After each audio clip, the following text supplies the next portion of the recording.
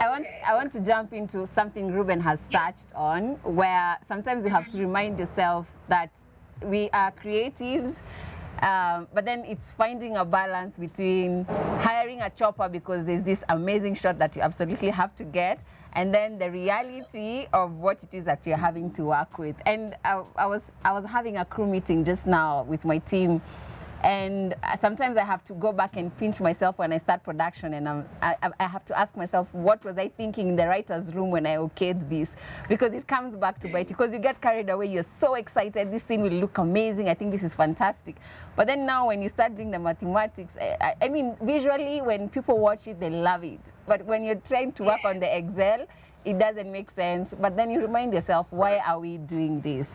So for me, I have seen that because we took a huge risk taking 2 seasons of Njoro in Mombasa because we felt we needed a change of the environment. I was actually about to ask you that, like, you know, what informed that choice? And it seems like such a risk to me when people, because Nairobi was very much a part of Njoro Uba. So the change of scene, change of accents, change of everything, it's like a whole different show. I love Njoro in Mombasa. And I was just going to say the same thing. I want to say that I know Lucy's books are really screaming at this point. They're a mess, but I love Njoro in Mombasa. I think I've even spoken to one of the directors. It's like, I just love how it looks, it feels, it's very authentic, it's very fresh. So some creative decisions are very costly. Yeah. I can imagine you taking your crew down, accommodating them, and 2 feeding months, them. Ruben. And Yes. I can't actually think of another show, even internationally, that has changed scene so drastically, because the backdrop is very much a part of the show. On this one, we let story guide us because we had built up a character. Nairobi wasn't working for him. So it made sense that he would consider a change of scenery, much as it was something that he just happened on. But I think for us, what we also wanted to do was something different. And then we didn't imagine that we would be able to get that kind of audience that we have now gotten from Mombasa when the show moved to Mombasa. But sometimes I'll go online on social media, and then I see there's actually a fight from people in Nairobi saying they want the Njoro back in Nairobi, and the people in Mombasa saying, no, Njoro is here to stay. So that kind of reaction from the audience and just how the show sort of feels, in a sense, we wanted for Njoro to breathe. Nairobi was too much for him. So we took him to Mombasa. Yeah, so we took him there to sort of give him a breather. And I find that when I watch those episodes, I'm also breathing with him. Like I'm more relaxed when I watch the show. So I mean, like you say, Ruben, the Excel doesn't make sense, but the show does. So. There's also, you know, Coastarian culture that comes out and all that. So I've enjoyed those episodes. But yeah, I miss Nairobi. I do as the audience member. But Arnold, Okay, good. Arnold, when you're directing like Njoro Uba, which is not slapstick, and then you're recording Vashita, and you're directing it, how does what changes for you? Can I just say that he writes for both shows as well? So he understands story from the beginning. He directs, he writes for both shows. So he has an understanding of the show right from the writer's room, but go ahead. Oh, I did not know you are a writer-director. Okay, well done, Arnold. Okay. So, wait, before you even answer, are you possessive of your character? Like, I wrote these lines, Vashita, you must deliver them like this. Because, you know, actors have creative license as well, right? They're the ones who animate the character. So they create the walk, they create the voice and all of this. So do you find, are you possessive? You're like, no, she has to sound like this. No, I think at the start of my career, I might have been. But the more you work with people who are just incredible and amazing, the more you realize this thing only works if you allow the other person to be creative. If you're stifle the creativity, then they also stifle the character, and the character needs to be alive.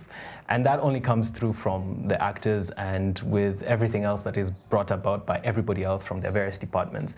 So, I mean, there are very many lines. I think we have a very interesting thing where we don't want to improvise too much because then the scene drags too long, especially for comedy, but also you don't want to stick too closely to the words because sometimes the way the actor says them is the right way to say it. It's more authentic to Nairobi, or is more authentic to Mombasa, or is more authentic whatever. And so you have to straddle that line. I think for sure my job, even as directing, it becomes easier as the seasons progress, because at the very beginning we are having this back and forth with the actor on who the character is and how to mold this character and where this character is going. And I think this happens on most sets. You'll see the very first few episodes is a little bit of a learning curve for everyone. But as soon as it starts clicking, it becomes easier. On set, I don't even need to tell them, okay, in this scene now, this is what's happening, this is where you're from, this is your headspace, this is where it go. No, they understand it already. They've internalized it and they know that in this situation, this character would react in this way. And so they just do it. And it's very important to we are all in this creative field. We all got into this because we wanted an outlet for our creativity. And so it's very important to allow that on set. And I think it goes back to what Ruben and Lucy have said about being leaders on set. You have to allow them that freedom to be free to express themselves, because that's why they're doing this. A lot of these guys would probably have successful careers, more successful careers as accountants or whatever, but they want to do this because they love this and they want to express themselves. So it's important to allow that creative outlet, because that's what it is. So it's a very collaborative art form. So in terms of answering your question, is it different? Yes and no. Yes, because you have to be aware that this is not a comedy or this is a comedy. But I think the process itself remains the same. It's getting engaged with the characters, knowing who they are, knowing what they do. Because I think for both shows, a lot of the humor comes from actually their situations and how they would react in those situations. So yeah, the character might be an exaggerated character, but if you know that character very well, then they will do this in this situation.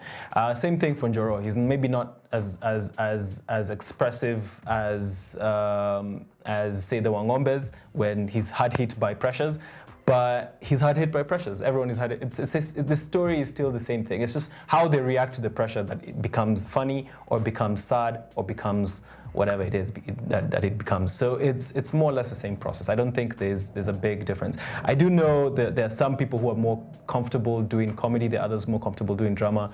I think personally I'm comfortable doing both. Now, do you have the DSTV app? Make sure you download it, and if not, you can dial *423# for the best shows in Kenya on DSTV and also on GoTV. So that's *423# to stay connected or to get connected.